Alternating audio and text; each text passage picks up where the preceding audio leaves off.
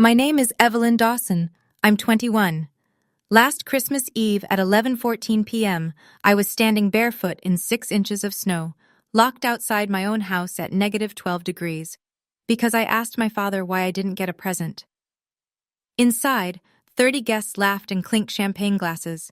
The Christmas tree blinked red and gold through the frosted window.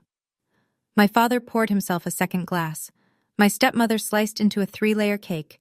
My stepsister looked right at me through the glass, waved with her fingertips, and pulled the curtain shut. I thought that was the worst moment of my life. I was wrong.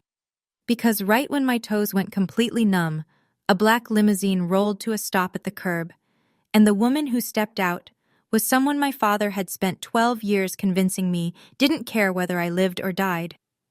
But here's what he didn't know. She didn't come empty-handed. And after that night, he would never again tell anyone that this house was his. Before I go on, if stories about standing up for yourself mean something to you, please hit like and subscribe. And tell me in the comments, where are you watching from right now, and what time is it there? Now, let me take you back 12 years, to the day my mother was buried, and the day my father started building the cage I'd live in until last Christmas. I'm 9 years old, the sky is iron gray, the kind of gray that doesn't promise rain. Just nothing. My mother's casket is mahogany. I know because my grandmother told me. Your mama picked mahogany once for a bookshelf, she whispered, holding my hand so tight I felt her pulse. She had good taste, your mama. My grandmother's name is Vivian Hartwell. She smells like jasmine and old paper. At the cemetery, she's the only person touching me. My father stands 6 feet away, hands in his coat pockets, jaw locked. He hasn't cried once. Not at the hospital, not at the viewing, not now. After the last guest leaves, Vivian kneels in front of me. Her eyes are swollen. She cups my face and says 5 words I will carry for 12 years without understanding them. I will always find you, little star. Then my father steps between us. You need to go, Vivian. Richard, she's my granddaughter. Your daughter is dead because you pushed her too hard. You're not welcome here anymore. I don't understand what he means. My mother died of a brain aneurysm. Nobody pushed anything. But I'm 9 years old, and my father is the tallest person in the room, and when he speaks, people stop. Vivian looks at me over his shoulder.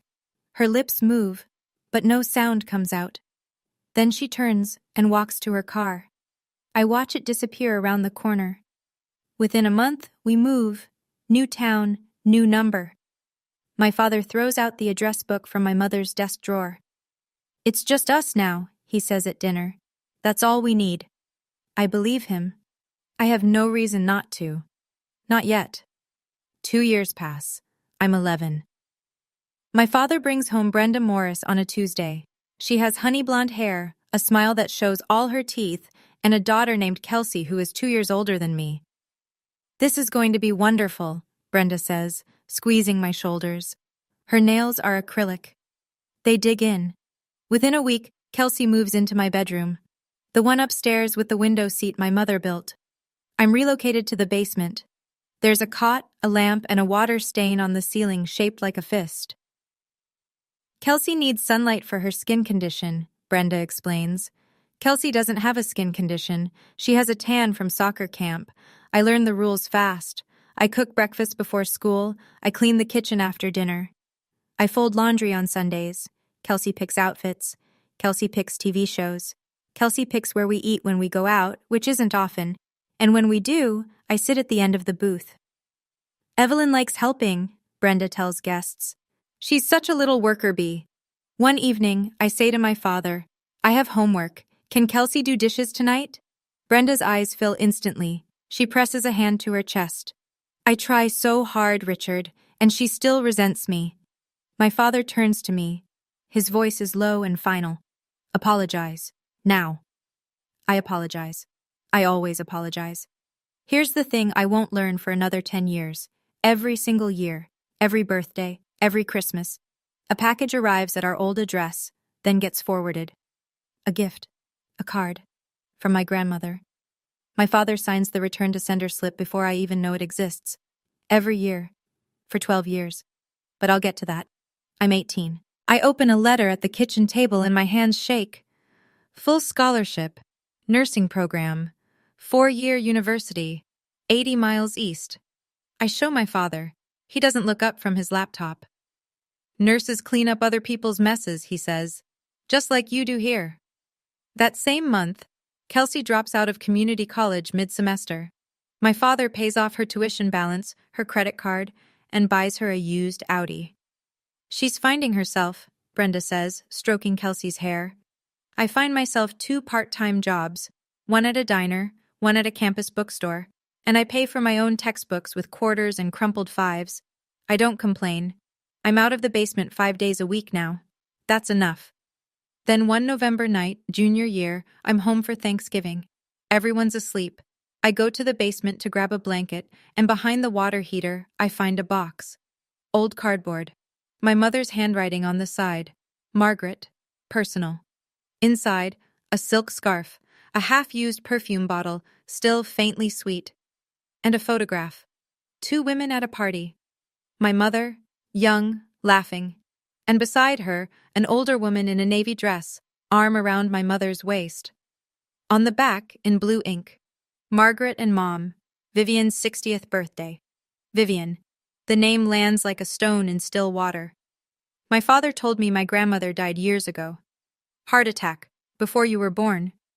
But this woman looks healthy, joyful. And the party looks recent. Digital timestamp in the corner. 2001. 2 years before I was born. I almost typed the name into my phone that night, Vivian Hartwell.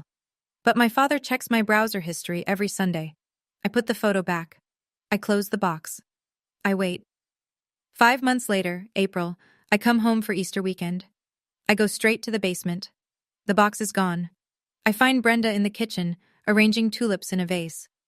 The box behind the water heater, I say. Where is it? She doesn't look up. Old junk, I donated it. That was my mother's. Sweetie, it was collecting dust. That night, I can't sleep. I open Facebook Marketplace on my phone and type in our zip code, then scroll. And there it is, my mother's pearl necklace, the one from the photograph, listed for $43. The seller's username, B-Morris-Home. Brenda's email handle. My stomach drops. I screenshot everything. The next morning, I find my father in the garage. I show him the listing. I keep my voice even. She's selling Mom's things. The necklace, the scarf. They were in that box. He barely glances at my phone. Brenda is my wife. This is her house too. Drop it. Those were Mom's. Drop it, Evelyn. He goes inside. The garage door hums shut behind him. That night in the basement caught at home, I stare at the water stain and something shifts. It's quiet. No thunder, no dramatic realization, just a slow, terrible clarity. I always thought keeping quiet was keeping peace, that absorbing their cruelty was the cost of having a family at all, that if I was patient enough, kind enough, invisible enough, one day someone would see me. But lying there in the dark, listening to Brenda laugh at something on TV upstairs, I understand. I wasn't keeping peace. I was keeping their comfort. And nobody was coming to see me, not unless I made some noise. I just didn't know the noise was already on its way. December 21st. My father calls a family meeting at the dining table.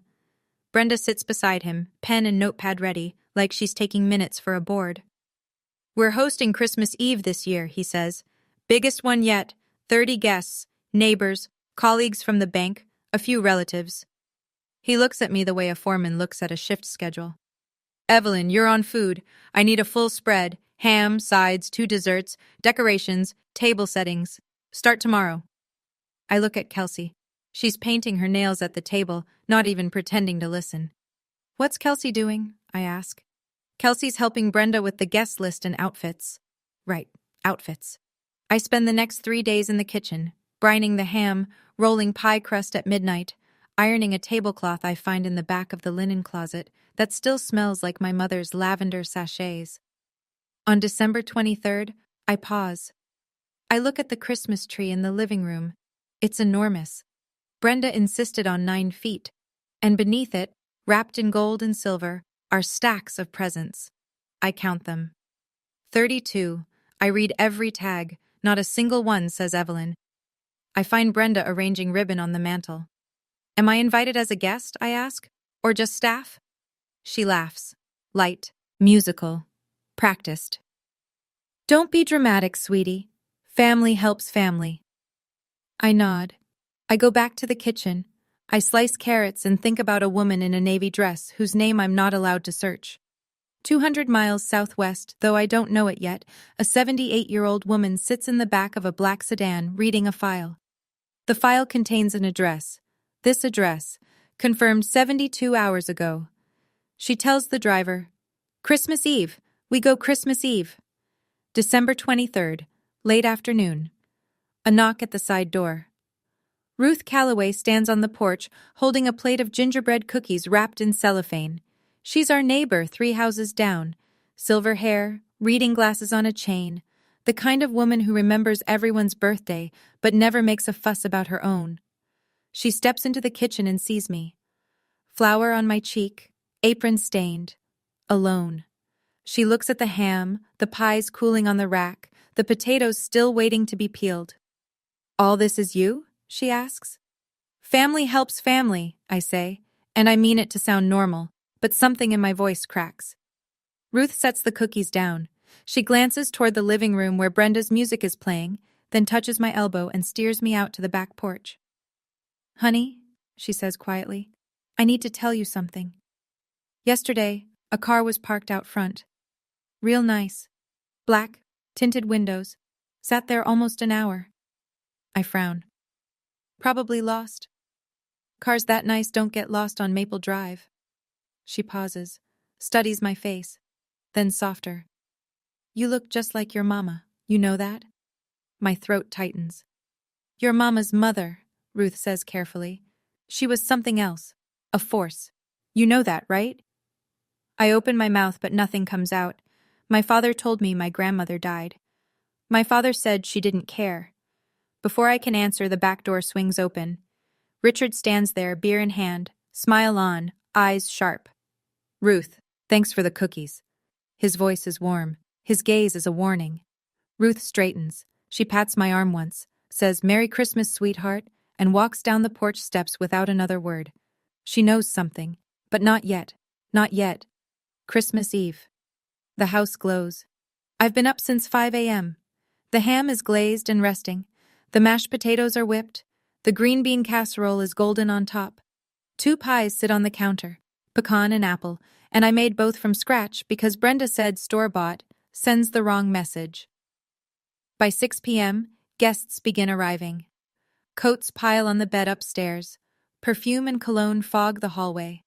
30 people fill the living room, champagne flutes catching the light from the 9-foot tree. I'm in the kitchen, apron on, hair pinned back, plating appetizers. From the living room, I hear my father's voice rise over the chatter. "And this is my eldest, Kelsey. She's been such a blessing to this family." I peer through the kitchen doorway.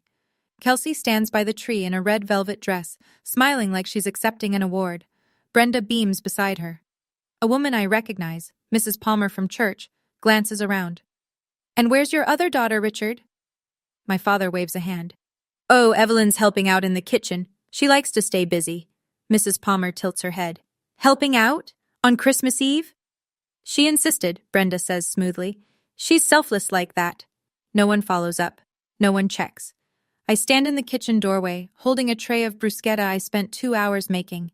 My name hasn't been spoken once tonight except as a footnote. I look at the living room. The laughter, the warmth, the tree, the gifts. And I realize something very simple.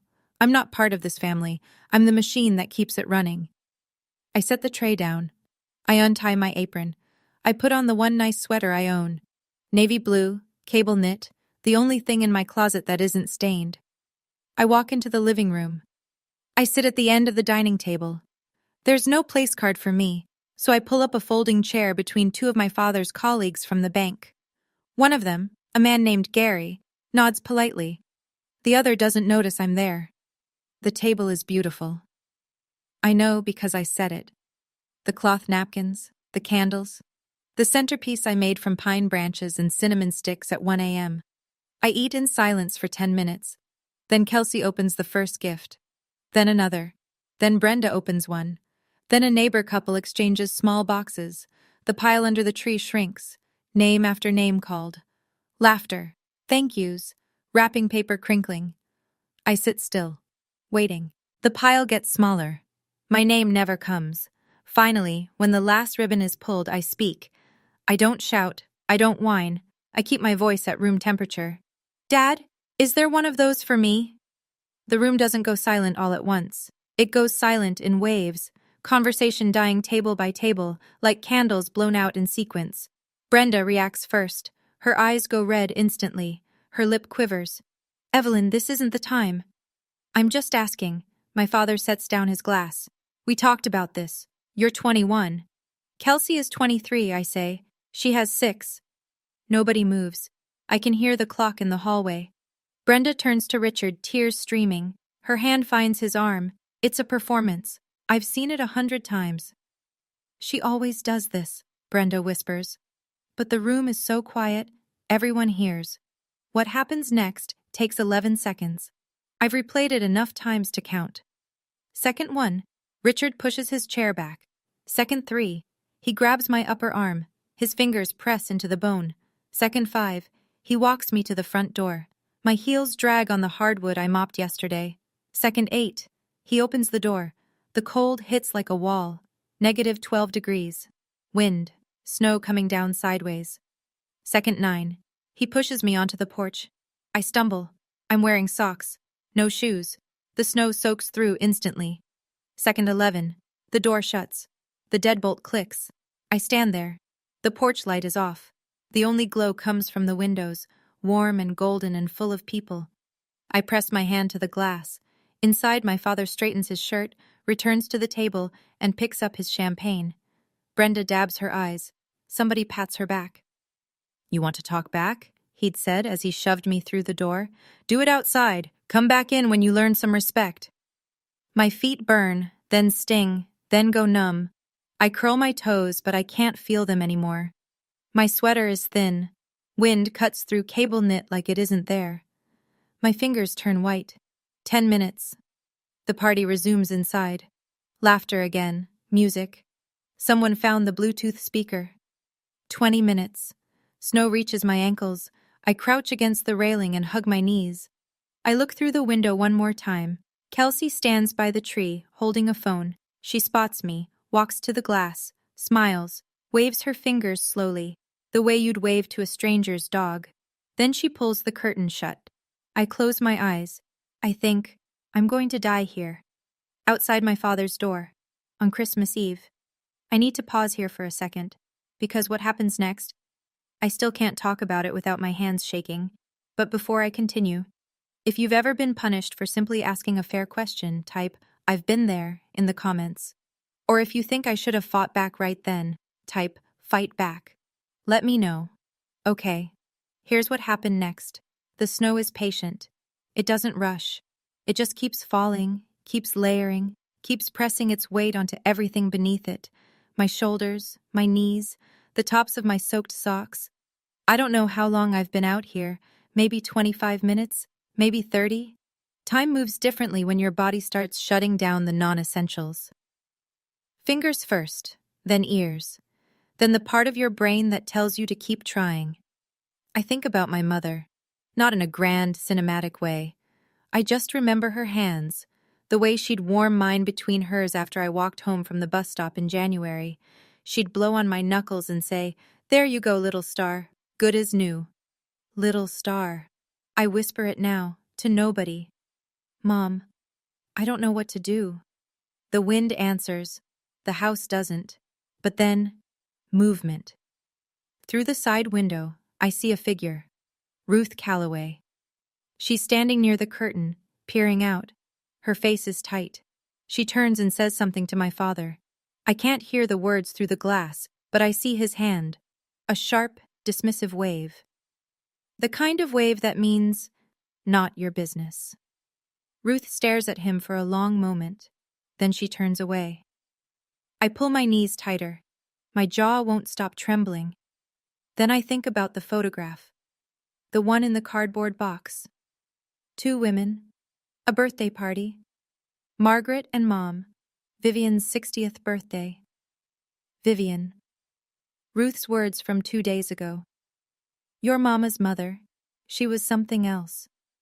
My father said she died. But the photo said otherwise. Ruth's voice said otherwise. What if the story I'd been told my whole life, that my grandmother abandoned me, forgot me, didn't want me, was the lie that kept me in this cage? I press my frozen palms together, and for the first time, I don't pray for the door to open. I pray for something else entirely. Through the window, the party continues like I never existed. My father stands at the head of the table. I can see his mouth moving, can read the shape of his words through the frosted glass. He raises his champagne flute. The room listens. I apologize for the disruption, he says. I can just make it out through the thin pane near the front door. Evelyn has been struggling. We've tried everything. Brenda has been a saint. Brenda lowers her head, humble, wounded, a masterpiece of restraint. I just want her to be happy, she says, and two women at the table actually reach over to squeeze her hand. Kelsey chimes in from the couch. She literally screamed at Mom last week. That's a lie. Last week I said, please don't sell Mom's things. I didn't raise my voice. I never raise my voice. Raising my voice is what gets you locked outside. A few guests murmur, heads nod. The narrative is set. Poor Richard. Patient Brenda. Troubled Evelyn. I watch it all through 6 inches of glass and 12 years of silence. But I also see Ruth. She doesn't nod. She doesn't murmur. She sets her glass on the end table, picks up her coat from the chair, and walks toward the back of the house, not toward the front door where I am, toward the back. 30 seconds later, the side gate creaks, footsteps crunch in the snow. And then Ruth is beside me, draping a wool blanket over my shoulders. It's warm. It smells like cedar. Here, sweetheart. Her voice is steady, urgent. I called someone. My teeth chatter so hard I can barely speak. Who? Ruth looks at me. Her eyes are full of something I haven't seen directed at me in 12 years. Certainty. Someone who should have been here a long time ago. Somewhere down the street, I hear an engine. Low. Heavy. Getting closer. The front door swings open.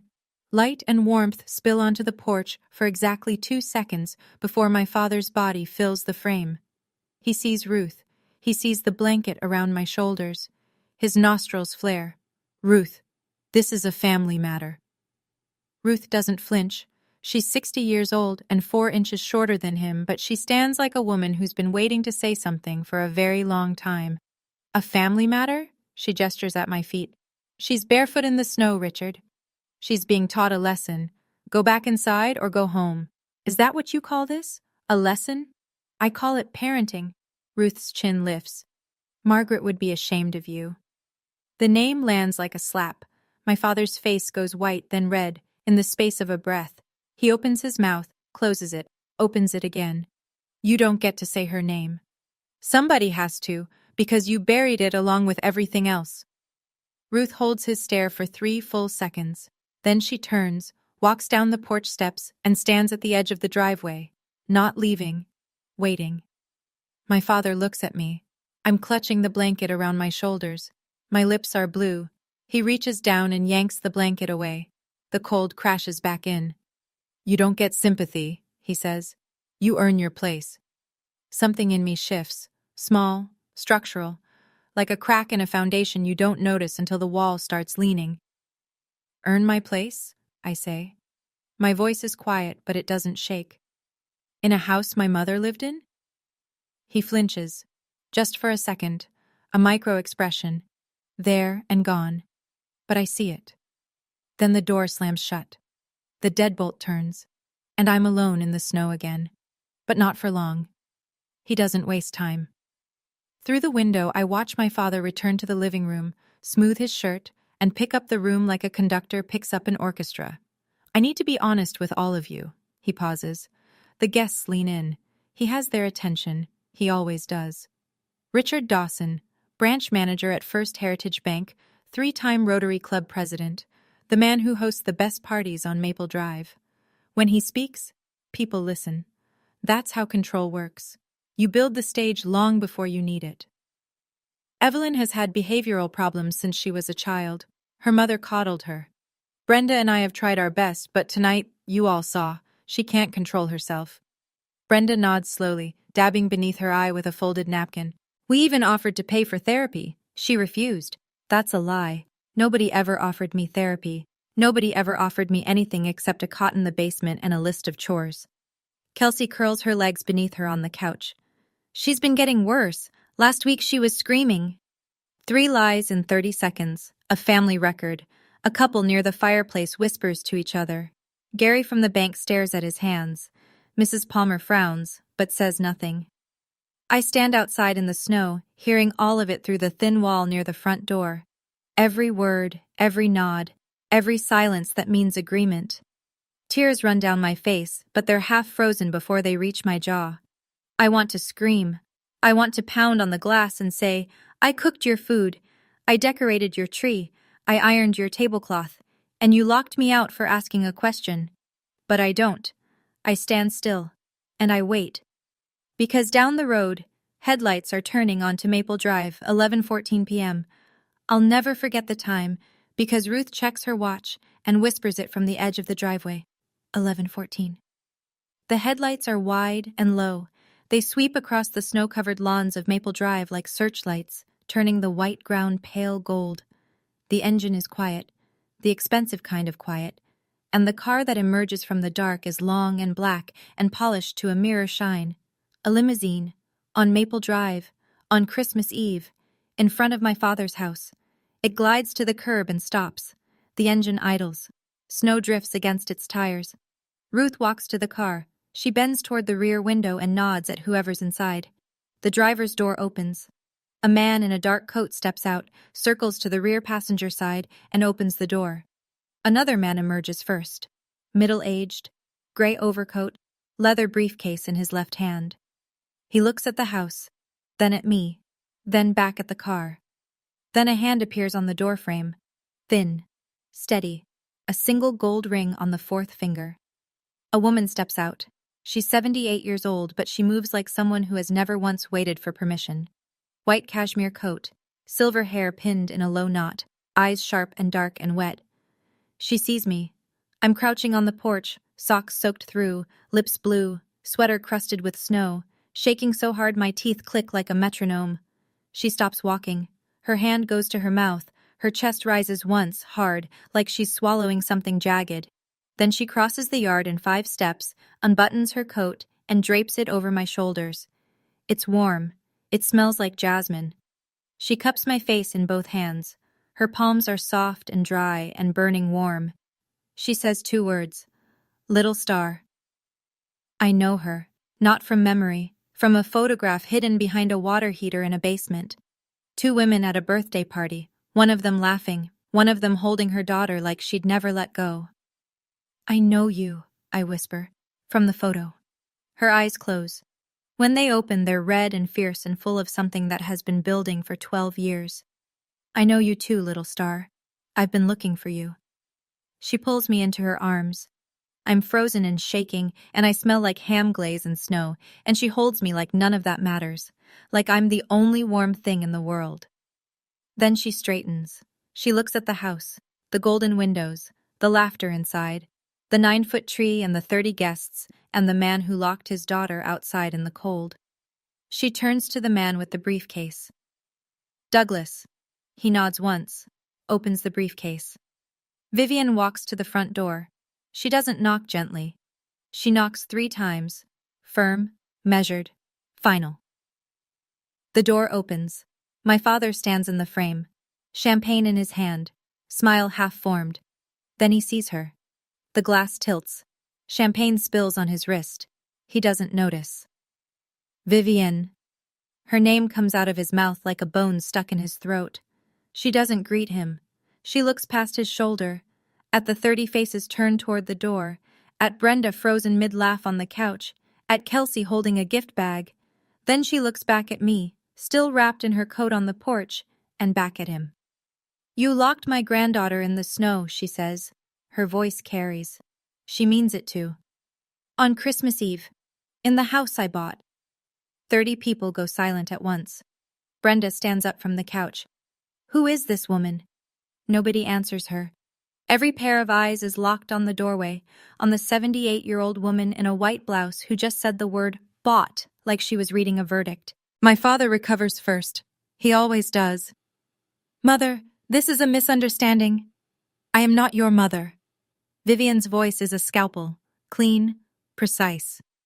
I am Margaret's mother, and this is not your house. Douglas Fenn steps inside.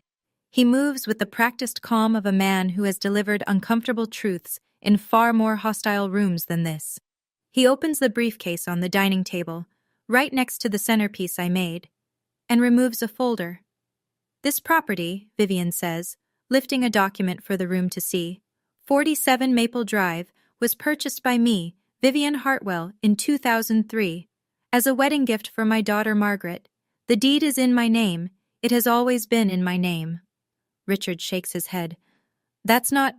I've been paying. You've been living here, rent-free, for 21 years. Vivian doesn't raise her voice. She lowers it, which is worse. Because I allowed it, for Margaret's sake, and then for Evelyn's. The room shifts. I can see it. The way people's postures change. The way Gary from the bank uncrosses his arms.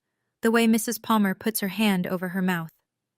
Brenda's face cycles through 3 expressions in 2 seconds. Confusion, fury, calculation.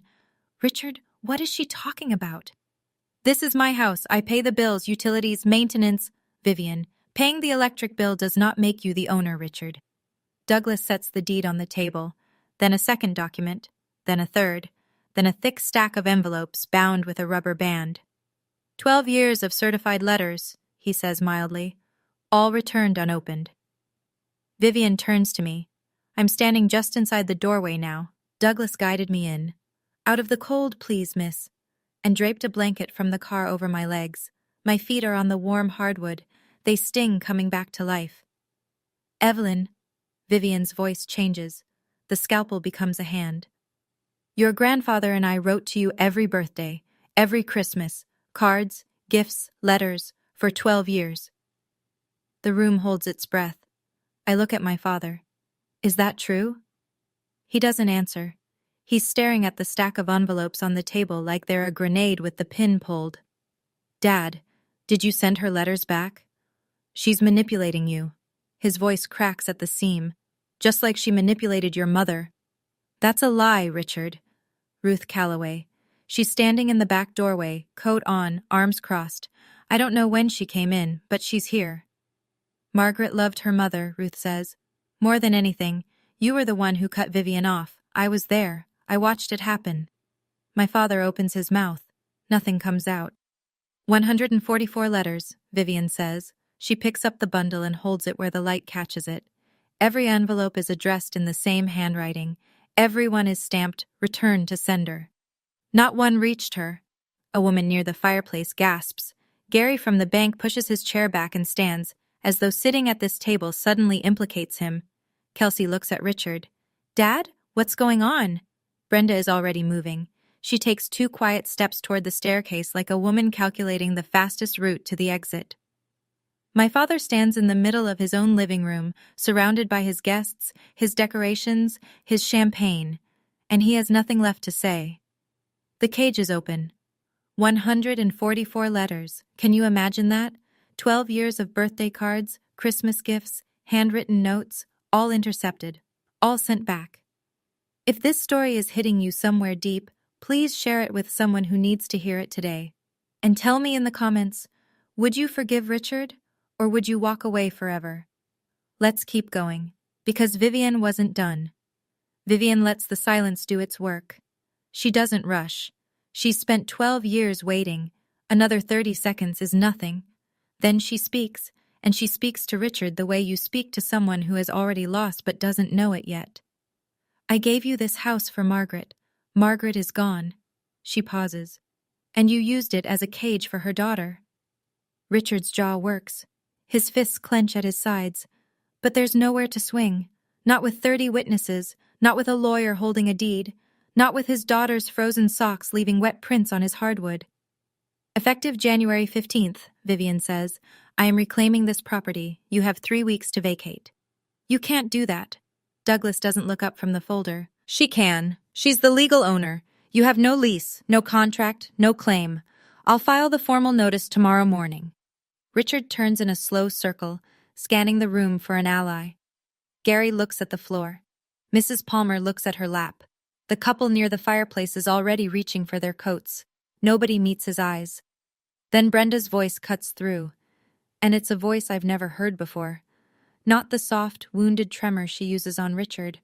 Something harder, colder, real.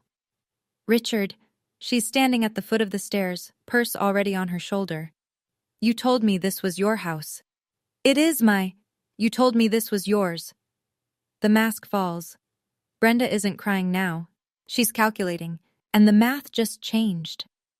Vivian watches the exchange without expression. Then she turns to Brenda. And you? I know about the necklace, Margaret's pearl necklace. I know you sold it online for $43. Brenda's face drains of color so fast I can see it from across the room. The cage isn't just open, it's demolished. My father tries one last thing. The only tool he has left when authority fails, sentiment. He turns to me. His eyes soften. His shoulders drop. His voice goes quiet, almost tender. And if you didn't know him, if you hadn't spent 21 years studying every shift in his tone the way a sailor studies wind, you might believe it. Evelyn, sweetheart. He takes a step toward me. You're my daughter. Don't let this woman come between us. I lost my temper. It's Christmas. Let's not do this. I look at him. I look at the door he pushed me through. I look at the deadbolt he turned.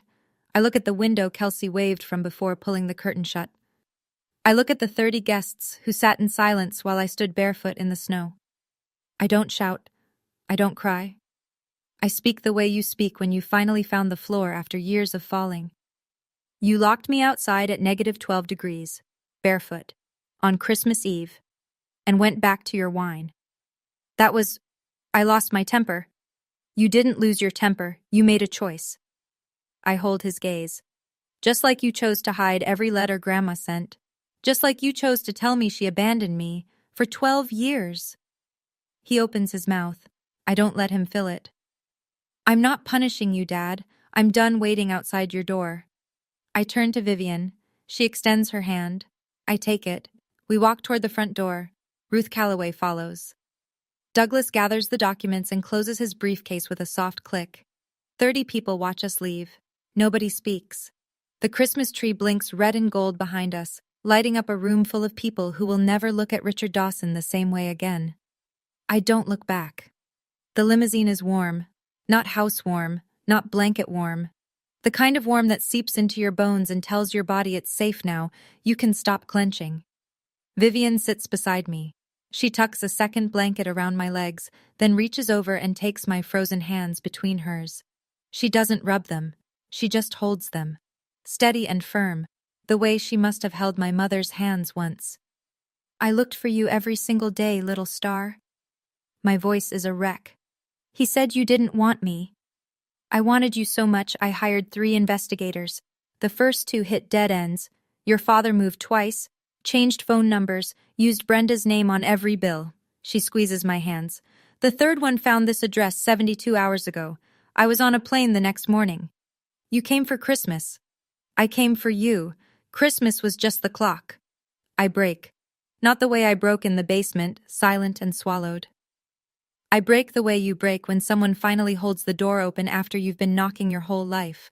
Loud, ugly, shaking. 12 years of silence come out in 90 seconds, and Vivian doesn't shush me. She doesn't pat my back and tell me it's okay. She just holds on. When I finally stop, I look out the rear window. The house is shrinking. The Christmas lights blink against the snow. Inside that house, my father is standing in front of 30 people who just learned that his home isn't his story isn't true, and his daughter, the one he locked outside, walked away on her own terms. I press my forehead to the cold glass. "Merry Christmas, Mom," I whisper. The limousine turns the corner. Maple Drive disappears. And for the first time in 12 years, I'm not cold. The fallout is not dramatic, it's administrative. Which, if you think about it, is worse. The week after Christmas, the story travels the way stories do in small towns, not through headlines, but through coffee shops, church lobbies, and bank lines. 30 guests means 30 households. 30 households means 100 conversations before New Year's. I learn the details later, mostly from Ruth. December 28th. Brenda packs 2 suitcases and leaves with Kelsey while Richard is at work. She doesn't file for divorce. She doesn't leave a note. She just goes. When the foundation you built your life on turns out to belong to someone else, there's nothing left to argue about. January 2nd. Richard returns to the bank after the holiday break. His manager calls him into the office within the hour. Richard, some clients have raised concerns. There are questions about your integrity. Not fired, not yet, but watched, monitored. The kind of professional limbo where every handshake now carries a footnote. January 4th. Gary, the colleague from the party, transfers his accounts to a different branch. He doesn't explain, he doesn't have to. January 15th. Douglas Fenn files the formal notice. Richard has 72 hours to confirm his move-out date. He doesn't contest it. There's nothing to contest. The deed has never had his name on it. Richard calls me 14 times that month. I don't pick up. Not because I'm angry. I don't have the bandwidth for anger. I'm too busy learning what it feels like to live without a cage. His final attempt comes through Douglas in a sealed envelope. Please tell Evelyn I'm sorry. I read it at Vivian's kitchen table. I fold it once. I set it down. I don't reply. Some apologies aren't invitations. They're exits, and I'm not obligated to hold the door. Vivian's house sits on a hill outside a town called Whitfield, 40 minutes from the nearest highway. It's not a mansion. It's a craftsman. Wide porch, green shutters, a garden that sleeps under snow right now but will, I'm told, explode with peonies in May. She gives me the upstairs bedroom, south-facing, 2 windows. Sunlight so warm it wakes me without an alarm. It's the first time since I was 9 that I've slept above ground. On my 3rd morning, Vivian sets a box on the kitchen table. It's large, heavy. The cardboard is reinforced at the corners, and the top is sealed with packing tape that's been opened and resealed many times. These are yours, she says. They've always been yours. Inside, 144 envelopes, sorted by year, each one addressed to me in the same handwriting, steady and deliberate and full of love. I open the first one, dated March 15th, 12 years ago. My 10th birthday. Dear little star, I don't know if you'll ever read this, but I want you to know that on this day, someone in this world celebrated you. I baked a small cake. Vanilla, your favorite. Your mother told me once. I blew out the candle for you. I wished you were safe. I wished you were warm. I wished you knew. All my love, Grandma V. I read it 3 times. Then I opened the next one. And the next. Birthday cards. Christmas letters. Notes written on hotel stationery from places she traveled. A drawing of a star she made on a napkin. And tucked inside the envelope for my 18th birthday, a folded letter from a financial advisor confirming a college fund opened in my name. Fully funded. Untouched. My father hid this too. I sit in Vivian's kitchen and read every letter. All 144. It takes me 4 hours. She sits across from me the whole time. She doesn't say a word. She's just there. February. I finished my last semester of nursing school. The commute from Vivian's house is longer, but she insists on driving me to the bus station every morning. I have 12 years of driving to make up for, she says, adjusting her mirror. Let me have this. Graduation day is small and bright. I walk across the stage in a white dress I bought with money from my campus bookstore job. When I look into the audience, Vivian is in the 2nd row, upright as a cathedral, clapping with both hands. Ruth Calloway is beside her. She drove 90 minutes to be there. On the ride home, the highway is silver with late winter sun. I watch the trees blur past and ask the question I've been turning over for weeks. Grandma, do you think I should forgive him? Vivian doesn't answer right away. She drives for a full mile in silence. Then, forgiveness is yours to give, not his to demand, and you don't have to decide today. I think about that. I think about the deadbolt clicking, the champagne poured while I froze, the letters hidden in a drawer I never knew existed. I think about the man in the garage who said, "Drop it, Evelyn." I don't hate him, I say finally. I just don't trust him. Maybe that's enough for now. Vivian glances at me. That's more than enough. That night, I write a letter. It takes me 20 minutes. I give it to Douglas the next morning to forward. "Dad, I hope you find peace. But I need mine first. Please don't contact me again until I reach out. If I reach out, that's my choice now. Evelyn." 4 sentences. No anger, no punishment. Just a line drawn in clean sand. Some doors close quietly. That doesn't make them any less shut. I want to talk to you for a minute, not as a character in a story, as the person who lived it. I'm not telling you this so you'll hate my father. I'm telling you this so that if you're standing outside someone's door right now, in the snow, in the silence, in whatever cold they've locked you in, you know that the door isn't the only way forward.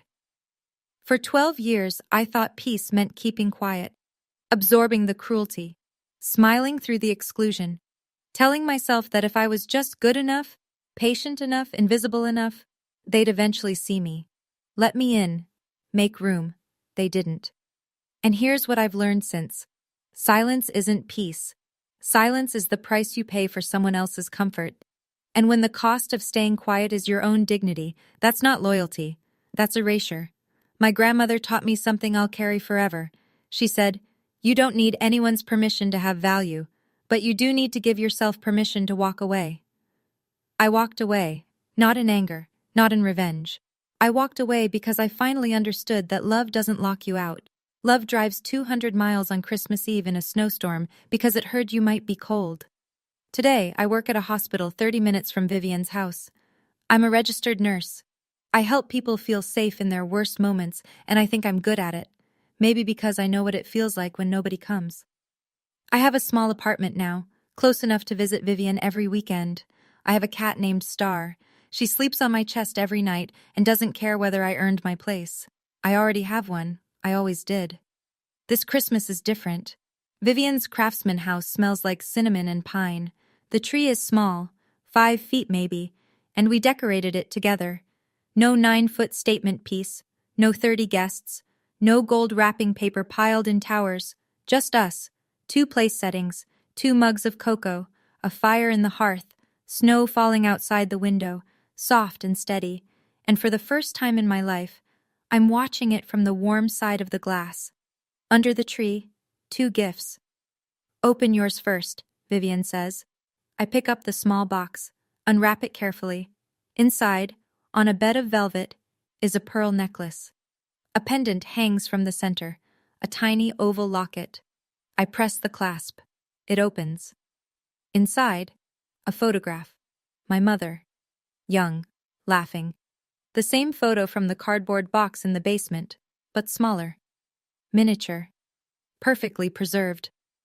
"How did you—" "The original was sold. I had the same jeweler make it, from a photo your mother gave me 30 years ago." Vivian's eyes shine, but her voice is steady. "Brenda can sell a necklace. She can't sell a memory." I fasten it around my neck. The pearl rests just below my collarbone, cool at first, then warm. I look out the window. Snow falls on the porch, but the porch is empty. No one is shivering. No one is locked out.